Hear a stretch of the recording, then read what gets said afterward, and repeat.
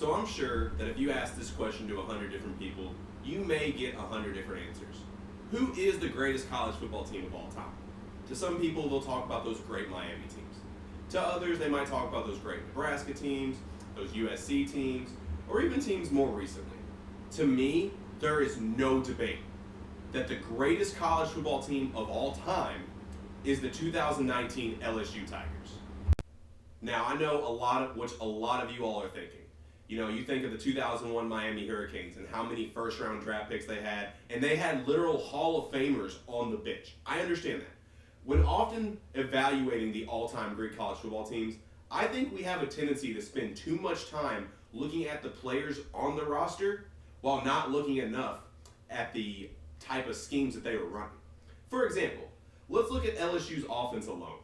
You have an RPO-style offense with a running back who's starting for the Chiefs right now, who in college was averaging close to 7 yards a carry. In the slot, you have Justin Jefferson, who many will argue is a top 3 receiver in the league. On the outside, you have Jamar Chase, who in my opinion is even better than Justin Jefferson, and that's saying a lot. And of course, running the show under center, you had Mr. Joe Shiesty, Joe Burrow himself, Joe Burrow. Who's going to stop that is my question. I'll tell you who.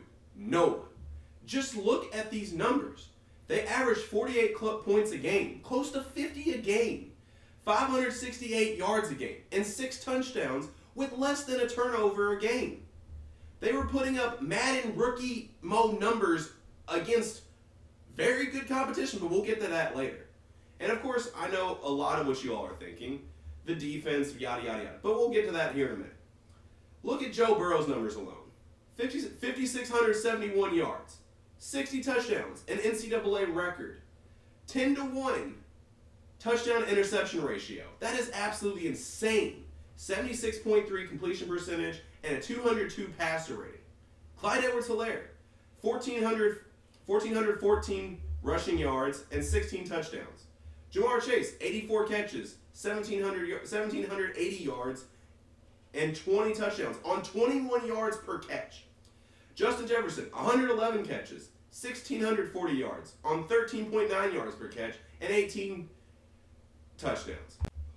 With offensive numbers like that, at that point, do you even really need to play defense? But of course, I often think that their defense was even better than they were given credit for. I mean, just look at these notable names. Grant Delpit, Derek Stingley, Patrick Queen, Clavon Chasen, Christian Fulton, and I could probably name some more.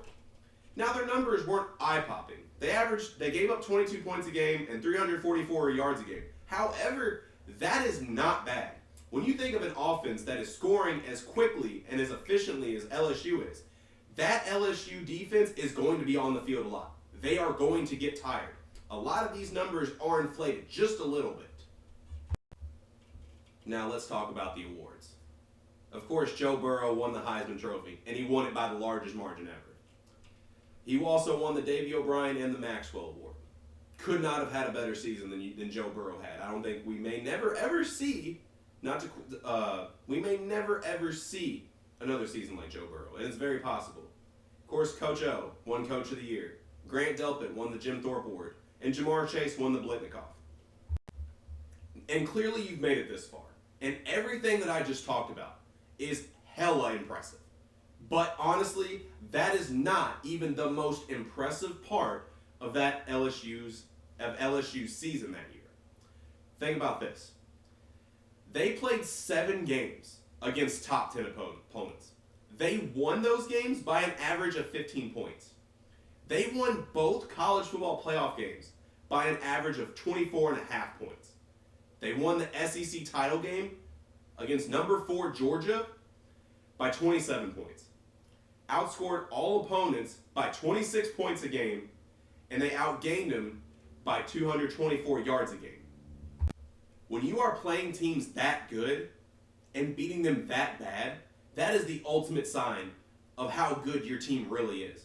Anybody of those good teams could have played against a bunch of nobodies and beaten about 50 points. I'm not impressed with that. The Tigers' strength of schedule is what separates them from the rest of the teams in college football history. And not to mention, I'm a Texas homer. Everybody who watches the podcast knows I'm a Texas homer. Think about this. I know Texas their 8-5 season won't impress a lot. And I know that was the Tigers' biggest non-conference game. But think about this. That Texas team had a lot of injuries. And the few times that we saw them fully healthy, they went toe-to-toe with these Tigers and then absolutely dog-walked number 12 Utah in the Alamo Bowl 38-10. Yeah, Texas was legit. They just got killed by the injury bug. So that's my opinion. That's why I think the 2019 LSU Tigers are the best team in college football history. But if I left anything out, if you agree and I left anything out, please comment in the comment section below. Be sure to like and subscribe to the Less is More Sports YouTube channel. Like Less is More Sports on both Facebook and Instagram and Twitter. And comment in the comment section below. Who do you think is the best college football team of all time? I'd love to hear it. But until next time, I'm out.